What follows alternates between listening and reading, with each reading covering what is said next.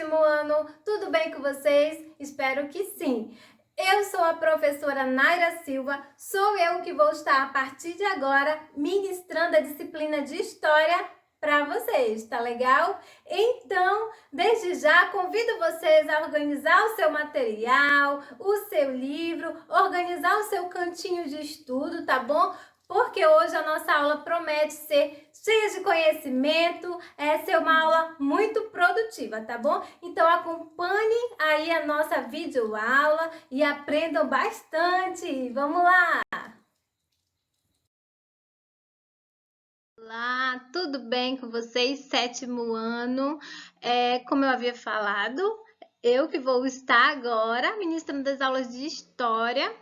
E neste momento nós vamos começar a recapitular alguns conteúdos importantes, aqueles conteúdos que vocês já estudaram, tá bom? Nós vamos estar passando por eles novamente, tá bom? Pontuando outras coisas, nós vamos estar lembrando algumas coisas que são muito importantes também, até por motivo da prova estar chegando, né? Então, tudo que nós formos falar aqui hoje vai ser importante para vocês tirarem uma nota bem legal na prova e principalmente também para vocês aprenderem bastante, que é o principal objetivo, certo? Bom, o conteúdo da nossa aula de hoje, deixa eu colocar aqui o nosso conteúdo. Eu sou a professora Naira, como eu já havia me apresentado. Nós vamos fazer a recapitulação do conteúdo do livro, né? Que é o Mundo Moderno e o Renascimento Cultural, que está na nossa página 2, certo? Então, abram aí na página 2, que nós vamos estudar a partir da página 2, certo? Neste capítulo, nós vamos identificar a passagem da Idade Média para a Idade Moderna, tá bom? Dentro disso tudo, nós vamos conhecer as mudanças culturais, os aspectos religiosos, a organização política durante o século XV e durante o século XVIII, tá bom? E também o que nós vamos destacar nesse momento é a mudança da mentalidade, principalmente devido ao movimento que vai aparecer nesse momento, que a gente vai chamar de movimento humanismo, tá bom? Humanismo. Eu não sei se vocês perceberam, mas aqui no slide, olha aqui a obra, quem que está aqui? Essa obra, deixa eu colocar aqui no laser.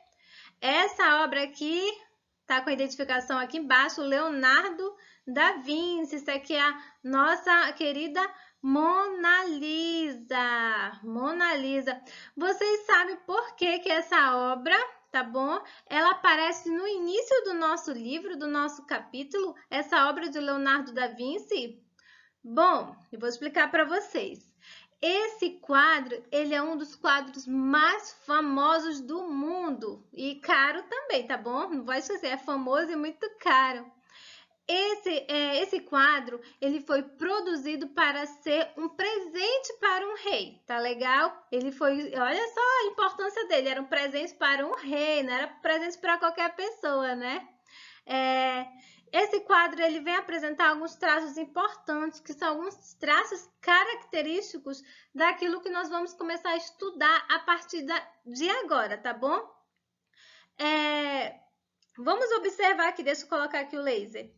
Olha só, o sorriso tímido da Mona Lisa, olha aqui o sorriso, como se ela estivesse demonstrando se agradar de onde ela está ou de algo, não é mesmo? Uma técnica que era própria do Leonardo da Vinci, olha o olhar dela. O olhar dela, sabe o que tem de diferente, gente? Que a posição, independente da posição que você olhar a Mona Lisa de um lado, do outro, de baixo, você vai perceber que a Mona Lisa está todo tempo olhando para você, como se ela como se ela tivesse olhos para todos os lados, mas isso é apenas uma técnica, tá bom, gente? É apenas uma técnica de Leonardo da Vinci, é o que torna essa obra muito especial, tá bom? Então é isso. Olha só detalhes do quadro aqui também, um quadro bem esfumado. Vocês estão vendo aqui o quadro todo bem esfumado. A forma de sentar da Mona Lisa, né? Ela não está sentada de qualquer jeito, ela está assim com uma postura, bastante postura, de sentar. Olha, muito bonito, tá bom? Então esse aqui a gente está introduzindo a nossa aula sobre o mundo moderno e o renascimento. Vamos lá!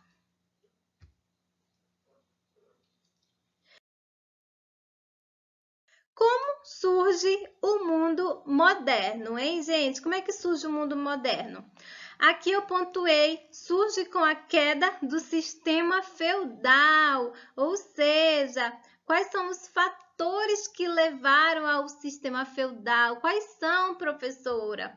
O enfraquecimento do quê? O enfraquecimento do sistema feudal ocorreu pela fome, olha só, crises econômicas, pestes, inclusive pestes que dizimou 1/3 da população europeia. Dentro disso, ainda teve muitas guerras, muitas revoltas populares, a gente não pode esquecer disso, tá bom? Revoltas populares. Eu também pontuei aqui assim, burguesia aparece com novas propostas de pensar e agir, o antropocentrismo. O que vem ser o antropocentrismo? O antropocentrismo nada mais é do que a valorização do ser humano. Quando o homem quando passa a ser o centro do universo, ou seja, Deus ali não é mais o centro de tudo, tá bom? Deus não é mais o centro de tudo, agora é o homem. Por que, professor, o homem? Porque nesse momento o homem vai se utilizar da razão, tá bom? Do espírito crítico, vai ser aquele homem questionador, tá bom? Mas é importante também a gente pontuar aqui que nesse momento eles não deixam de acreditar em Deus, tá bom? Tem gente que diz assim, que é o momento que eles esquecem de Deus, deixam Deus de lado, não, tá bom? Eles não vão deixar de acreditar em Deus, eles não vão abandonar a crença em Deus. Na realidade, agora eles vão colocar o homem em uma posição de destaque, tá bom? E vão querer agora buscar respostas de questionamento que eles tinham, tá bom? E eles vão usar tudo isso a partir da sua razão, tá legal? Bom, queridos alunos, nós já sabemos um pouquinho desse contexto de tudo isso, né? Agora nós estamos prontos para conhecer a outra parte da nossa história, é a parte do mundo moderno, certo? Deixa eu passar o slide para a gente continuar. Bom, o que está escrito aqui? A modernidade. A modernidade, tá legal? Tá lá na nossa página 4. A idade moderna, tá aqui, tá bom? A modernidade tá na nossa página 4 do livro, tá bom? Acompanhe tudo que eu estou colocando aqui, só para lembrar, tudo que eu estou colocando aqui, ele faz parte está dentro do nosso livro, é conteúdo do nosso livro mesmo, certo? Então, vamos ler comigo, gente? Acompanhe a leitura. A Idade Moderna ou Modernidade é um período que tem a valorização do talento humano e da vida terrena como principais características. Na visão moderna, a natureza e os seus fenômenos são explicados pela ciência e não pela religião. O talento humano passou a ser usado cada vez mais para alcançar progresso material. É isso mesmo, tá bom? E aqui eu coloquei também um quadrozinho que é o que marca o início da Idade Moderna até o fim da Idade Moderna. Cadê? O início, ele inicia com a ocupação de Constantinopla pelos turcos muçulmanos em 1453 e o fim com o início da Revolução Francesa em 1789, tá legal? Então, olha só, a gente percebe aqui que para cada período da história tem algum evento que marca o início e o fim. Foi o que eu mostrei agora com esse quadrozinho, essa janelinha aqui que eu coloquei nos nossos slides, tá bom? A modernidade, alunos, olha só, a modernidade ela vem com a proposta de se diferenciar do pensamento medieval, tá bom? Mas de certa forma eles não vão se separar, tá bom? Até porque dentro da história a gente estuda aquela parte que é as rupturas e as permanências, ou seja, muitos traços que estão relacionados no comportamento, a cultura, as crenças, muitos traços do período medieval ainda nós vamos encontrar no período da Idade Moderna, tá bom? Aqui na Idade Moderna nós vamos ter a valorização do talento humano. Vai aparecer nesse momento muitos intelectuais de todas as áreas, escritores, pintores, escultores, pensadores, filósofos, músicos e uma infinidade de pessoas legais e importantes aí nesse momento.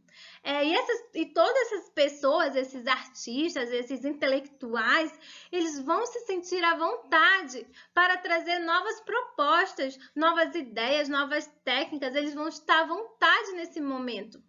Tá bom?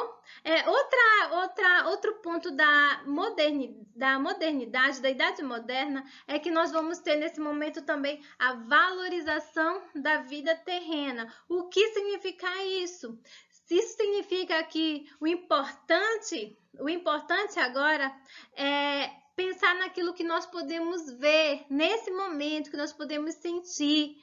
Entenderam? Porque antes, na Idade Média, o olhar, olha só, o nosso olhar era voltado para as coisas de Deus, lá do céu, tá bom? Agora não, agora que o nosso olhar é para as coisas aqui da terra, para as vontades aqui na terra. Tá legal? Agora, eles entendem que é preciso focar naquilo que é da terra, que faz parte do homem. Vamos passar, então. Então, aqui nesse próximo slide, ele diz assim, acompanhem comigo na leitura, tá? Tá na página 4. Esse ponto que eu coloquei tá lá na página 4, tá bom? O que diz aqui? O que caracteriza a modernidade são as novas formas intelectuais, políticas, religiosas e econômicas que surgiram pouco a pouco, entre o século XV e XVIII. O renascimento cultural, o absolutismo, as igrejas reformadas e o capitalismo são o que caracteriza a modernidade, tá bom, gente? Aqui eu quero pontuar algumas coisas dentro desse pequeno trecho que eu tirei do livro, tá? O renascimento cultural. O que é renascimento cultural? Que está bem aqui. Renascimento cultural. O que é, professora? Renascimento cultural, ele é uma revolução cultural e intelectual, tá certo? Ele ocorreu na Europa. De fato, ele transformou a maneira de ver o mundo e de perceber o mundo. Esse outro aqui é o absolutismo. O que é o absolutismo? Era uma forma de governo onde o monarca, que no caso, monarca a gente está falando de rei, de uma rainha, tá bom? Esse rei, esse monarca, ele possuía um poder absoluto, ou seja, ninguém poderia contestar com ele, com o rei. Se não, se contestasse, poderia ser morto, tá bom? A palavra do rei nesse período, a palavra do rei era única. Ele era a única pessoa que podia ditar todas as regras. Ele não poderia ser retirado do trono por ninguém, pois o rei, o monarca, ele era a autoridade maior. Ele tinha poder absoluto, certo? Aí nós também temos aqui as igrejas reformadas. Igrejas reformadas. O que é as igrejas reformadas? Foram as transformações ocorridas na igreja durante a Idade Moderna, tá certo? Muitas coisas erradas que eram feitas dentro lá da igreja pelos próprios religiosos começaram a ser denunciadas. Que tipo de coisas começaram a ser denunciadas, professora? Cobranças de dízimo daquelas pessoas que eram pobres, que aquelas pessoas nem tinham o que dar e elas eram cobradas o dízimo, tá bom? Nesse período a gente não pode esquecer de forma nenhuma que a igreja é uma instituição nesse momento de muito poder, tá bom? É uma instituição muito rica, ela recebia muitas terras em formas de tributos. E o que eu quero dizer para vocês? Por exemplo, dentro da igreja nós temos o clero, tá? Que são as pessoas dentro da igreja. Esse clero é aquelas pessoas que possuíam cargos importantes, porém, o clero, essas pessoas, elas se aproveitavam da sua posição, do seu cargo eclesiástico para conseguir benefícios para ele mesmo. Vocês acreditam? E aí, o que acontecia? A população, lógico, os camponeses ficavam cada vez mais pobres e o clero cada vez mais ricos. Outras coisas que eram denunciadas também aqui para acontecer a reforma da igreja eram a venda de indulgências. O que é a venda de indulgências? Era uma prática onde eles cobravam algum valor para que os pecados das pessoas fossem perdoados. Mas não foi só isso não, foram isso e muitas outras coisas, tá bom?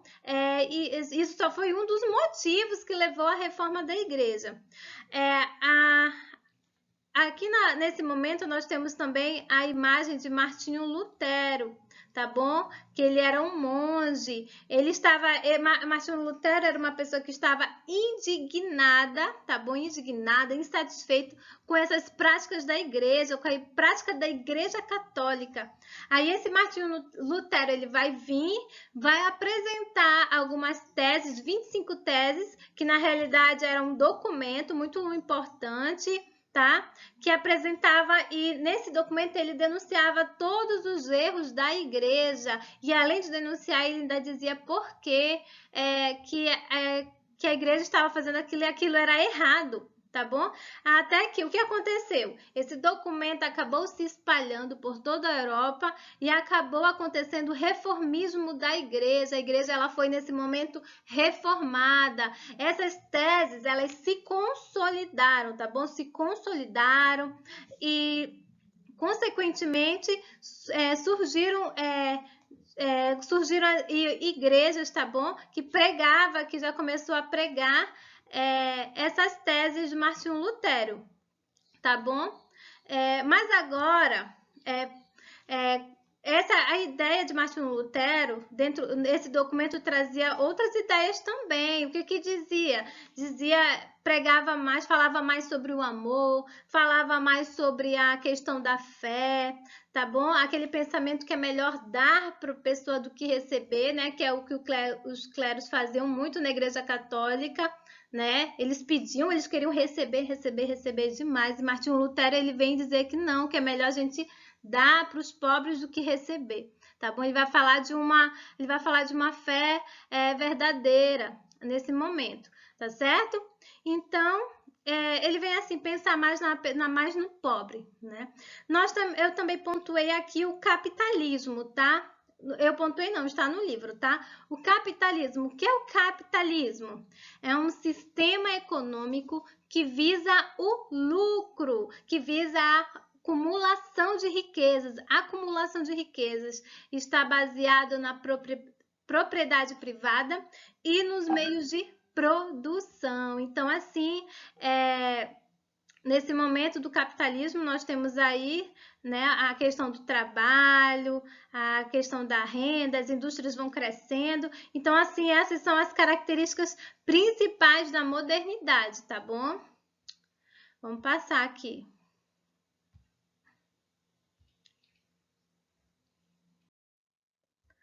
Tá, aqui nós também vamos falar um pouquinho sobre o humanismo, certo? Eu vou ler aqui em cima para vocês. O humanismo, tá bom? Vamos começar. Podemos definir o humanismo como a corrente intelectual desenvolvida na Europa durante a transição da Idade Média para a Idade Moderna, entre os séculos XIV e o século XVI. movimento que valorizava o ser humano e se contrapunha ao pensamento exclusivamente medieval. Contrapunha significa um pensamento contrário, certo? E eu trouxe aqui dois desses pensamentos, tá bom? Que é o teocentrismo e o antropocentrismo. Teocentrismo e antropocentrismo. O teocentrismo diz assim, vamos ler o conceito. A palavra teocentrismo vem do grego theos, que significa Deus, e kentron, que significa centro. A doutrina ou filosofia teocêntrica consideram Deus como centro de todo o universo, responsável pela criação do mundo e de todas as coisas nele existentes. O teocentrismo, gente, para melhor compreensão de vocês, não, vamos logo acompanhar, vamos logo concluir a leitura para a gente fazer uma análise dos dois de uma vez, tá bom? Vamos concluir a leitura antropocentrismo agora. A palavra vem do grego anthropos, humano, e kentron, centro, que significa homem no centro. Assim, o antropocentrismo é um conjunto de ideias onde o homem representa a figura central nos campos da cultura, ciências, sociedade e é a principal referência para o entendimento do mundo. Aqui, teocentrismo e antropocentrismo. No teocentrismo, gente, a verdade, ela está na Bíblia, tá bom? A verdade, ela se encontra na Bíblia. Aqui no antropocentrismo, a verdade vai estar na observação e na experimentação. No teocentrismo, aqui a gente fala sobre a fé. A fé me leva a não questionar nada, pois preciso acreditar eu preciso acreditar em todas as coisas sem eu precisar ver ou sem eu precisar tocar, tá bom? Aí vem aqui o antropocentrismo. E vai dizer assim, não, é preciso sim dar uma explicação para as coisas, é preciso buscar conhecer, estudar, tá bom? O antropocentrismo, eles utilizam até, assim, vamos supor, eu vou utilizar o exemplo da chuva, tá bom? Por exemplo, a chuva, tem a chuva, o sol, o dia e a noite. O teocentrismo diz que Deus criou todas as coisas, então a gente não tem por que questionar. A chuva é algo que vem de Deus. Mas no antropocentrismo, não. Eles querem saber como é que forma a chuva, como é que ela chega aqui, tá bom? É isso que eles querem saber. Eles vão começar a fazer esses tipos de questionamentos, tá bom? A partir dos fenômenos naturais. Aqui no teocentrismo também, a vida não é mais importante, tá bom? A vida aqui na Terra, ela não é importante, ela não é tão importante. A gente tem que se preocupar com a nossa vida eterna, a vida que vai ser lá no céu, tá bom? É isso que é importante a gente se preocupar, tá bom? É com a nossa alma. Já aqui no antropocentrismo, gente, ele vai dizer assim, ó, só lembrando que aqui no antropocentrismo eles não vão negar a Deus de jeito nenhum, tá bom? Eles não vão negar a Deus, mas eles vão defender assim, que a nossa vida aqui na Terra é importante também. É preciso aproveitar a vida aqui na Terra com tudo que existe aqui na Terra. A gente precisa também se preocupar, não apenas com as coisas que é do céu, tá bom? Então, assim, era um embate teocentrismo e antropocentrismo nesse momento. Tá bom? Vou passar aqui agora. Individualismo. Vamos ler aqui o individualismo. Esse individualismo tem por base a valorização do ser humano como ser único, que é dotado de razão, tem pensamentos próprios e é capaz de elaborar julgamentos que não necessariamente serão iguais a de outro indivíduo. Os humanistas incentivavam estudos a respeito da linguagem, da literatura, da história e da filosofia. De acordo com eles, o espírito humano deveria buscar o conhecimento e isso poderia ser alcançado rompendo com a tradição e com os dogmas. aqui no individualismo, o que significa isso? O individualismo se baseia na ideia que o homem precisa buscar a sua liberdade, que ele poderia fazer tudo que ele tivesse vontade, tá bom? Agora, o homem nessa posição, ele pode pensar mais em si mesmo, pode pensar mais em seus interesses próprios, buscar suas próprias verdades, pode viver a sua liberdade. Esse homem individualista, ele vai em busca de sua satisfação pessoal, certo, gente? E aqui embaixo também é bem prático de se compreender, tá bom? Eles acreditavam que para as pessoas alcançarem esse espírito de homem moderno que tantos falam nesse momento, era necessário ler bastante, pois a leitura abriria sua mente, abriria seus horizontes, a sua visão se ampliaria. Pois quanto mais você lê, olha aqui, quanto mais você lê, mais você descobre coisas novas. E se você descobrir coisas novas, você poderá dessa forma transformar o mundo à sua volta, certo? Vamos passar. E aqui também temos o Renascimento, tá? Renascimento foi um movimento de renovação cultural que ocorreu na Europa entre o século XIV e o século XVI.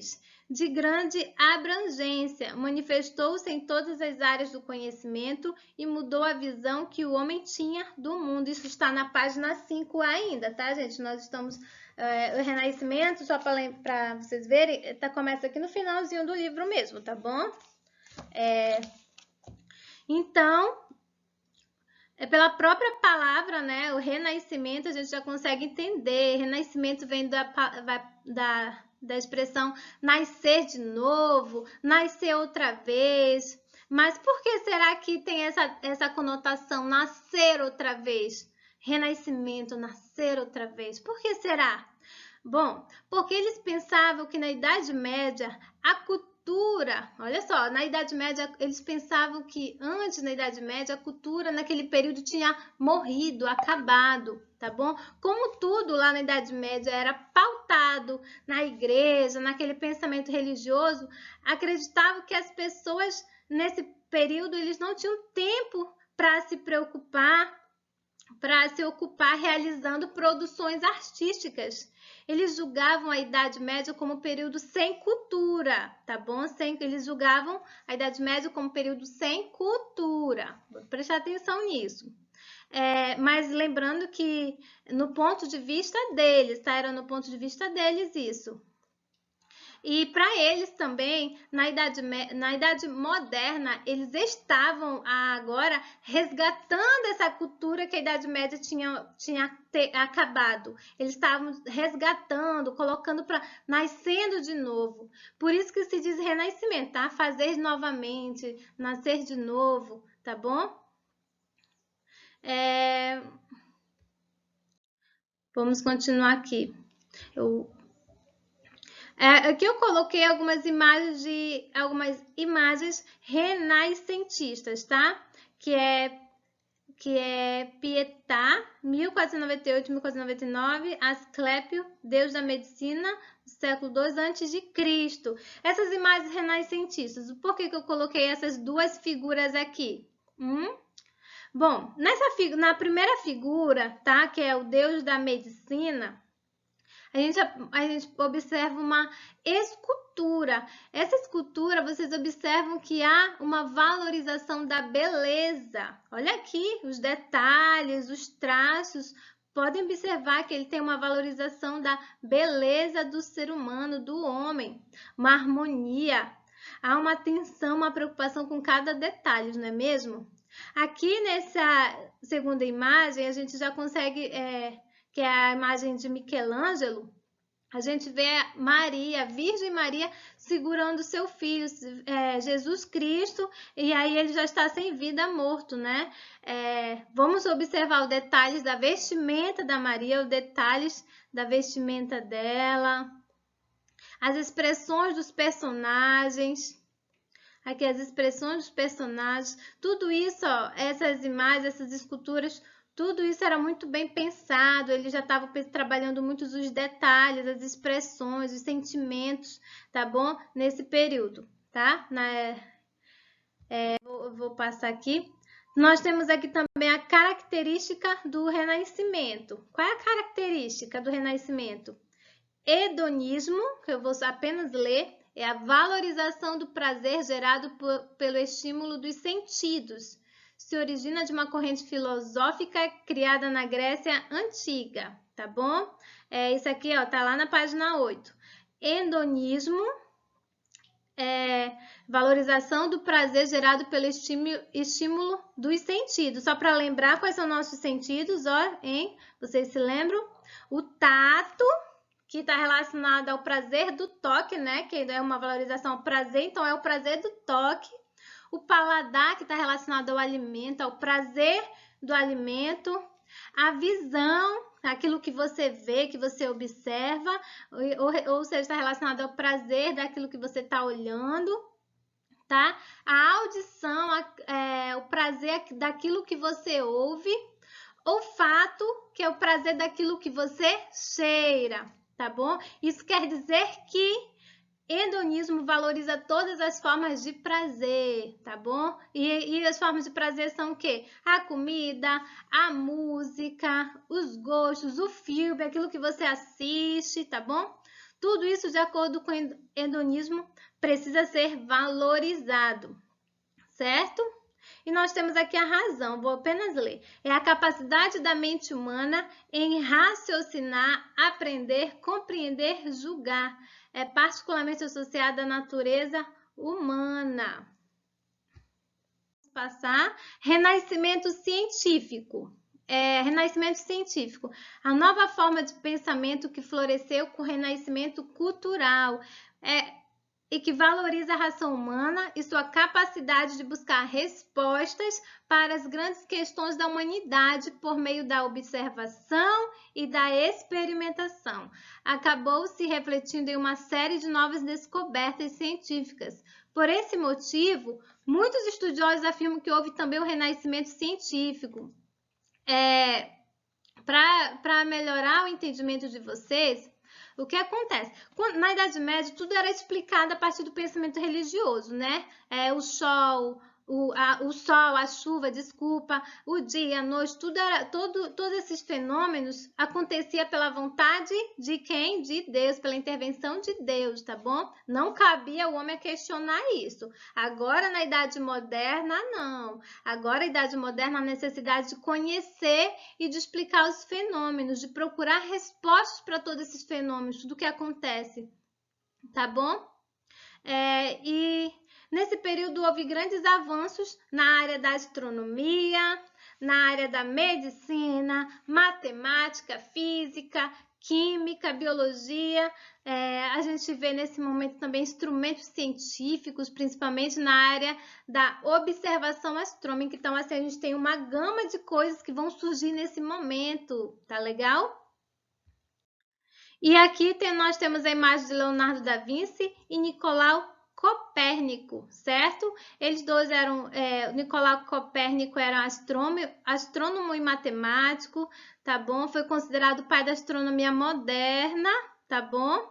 E ele foi o criador daquela teoria, que é a teoria heliocêntrica, tá? Que é o Sol como centro do universo. E aqui nós temos também a imagem de Leonardo da Vinci. Leonardo da Vinci, que também é outra figura muito importante nesse período, que ele vai dizer aqui Leonardo da Vinci, que ele vai ser muito conhecido também, com muitas obras nós vamos conhecer, e também tem algumas obras que são as principais. Esse Leonardo da Vinci, ele era inventor, matemático, engenheiro, tá bom? Ele avançou em vários estudos sobre a anatomia humana, inventou paraquedas, máquinas de voar, submarino, tanques de guerra e vários outros. Vamos passar aqui. Ah, gente, então a nossa aula de hoje acabou. A gente se estendeu um pouquinho mais no tempo, mas não tem problema não. A nossa aula foi muito boa, cheia de conteúdos, tá bom? Então, parabéns pela participação na aula, tá bom? Estudem bastante, reveja esse vídeo novamente em outro momento, tá bom? E estudem para nossa provinha também. Então, beijo e tchau!